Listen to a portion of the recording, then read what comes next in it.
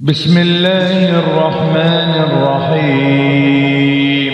الرحمن علم القرآن، خلق الإنسان علمه البيان. الشمس والقمر بحسبان، والنجم والشجر يسجدان.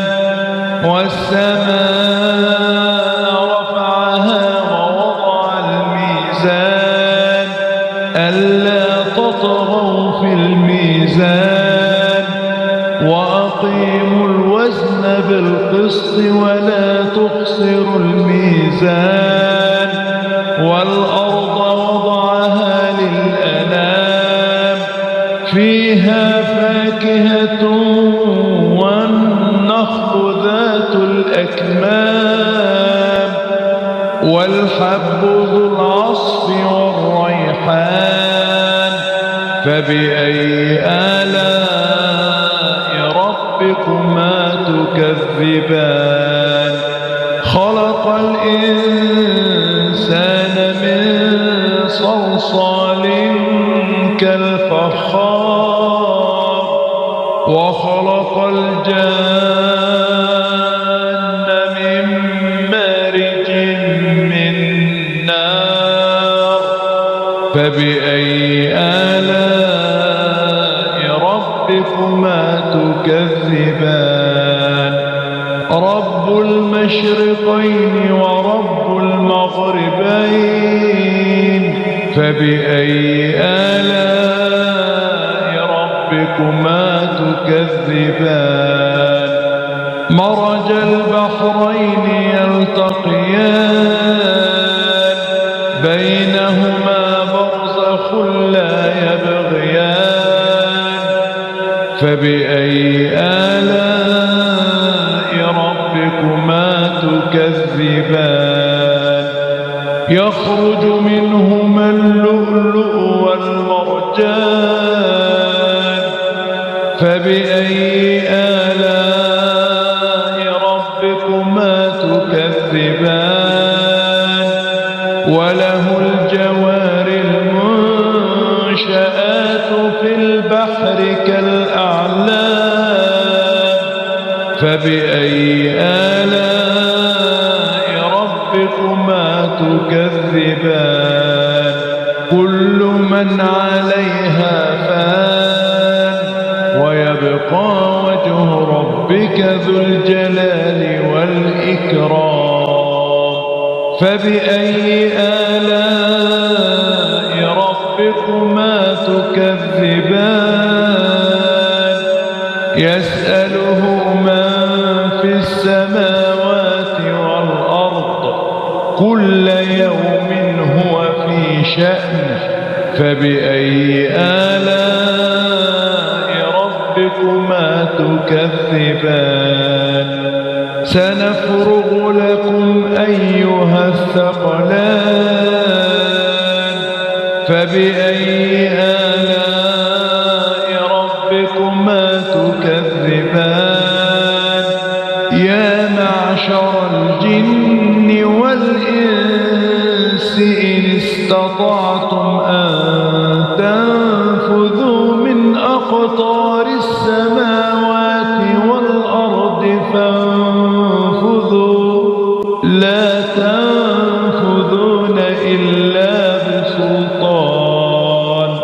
فبأي آلاء ربكما تكذبان؟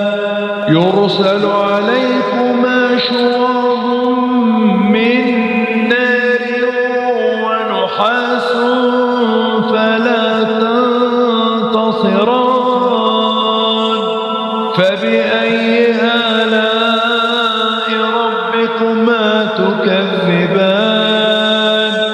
فإذا انشقت السماء فكانت وردة كالدهان. فبأي آلاء ربكما تكذبان؟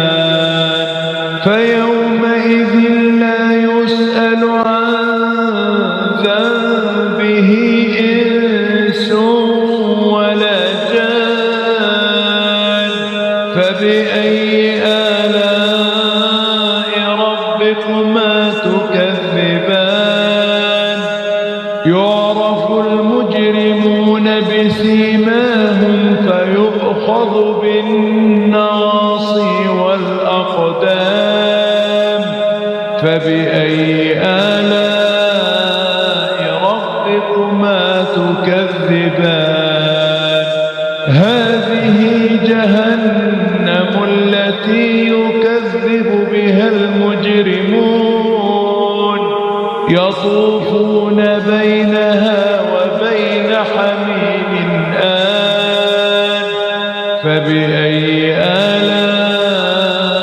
ربكما تكذبان ولمن خاف مقام ربه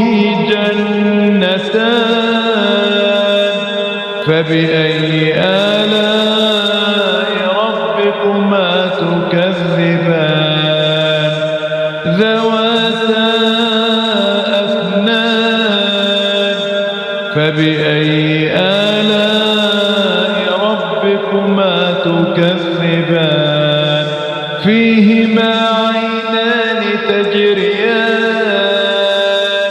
فبأي آلاء ربكما تكذبان فيهما من كل فاكهة زوجان فبأي آلاء ربكما تكذبان متكئين على فرش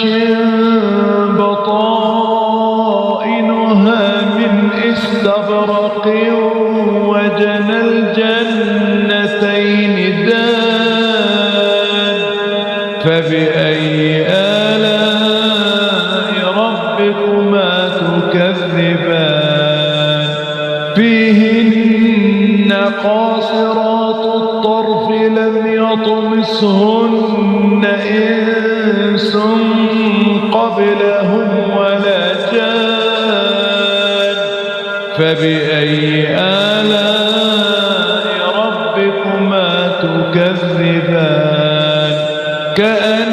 كأنهن الياقوت والمرجان فبأي آلاء ربكما تكذبان هل جزاء الإحسان إلا الإحسان فبأي آلاء ربكما تكذبان ومن دونهما جنتان فبأي آلاء ربكما تكذبان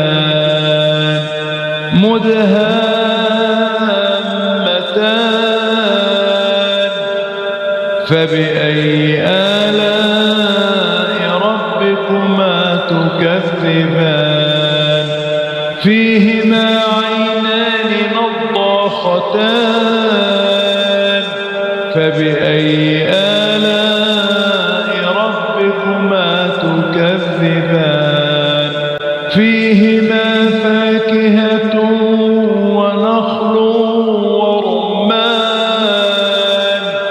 فبأي آلاء ربكما تكذبان فيهن خيرات حسان فبأي آلاء ربكما تكذبان حور مقصورات في الخيام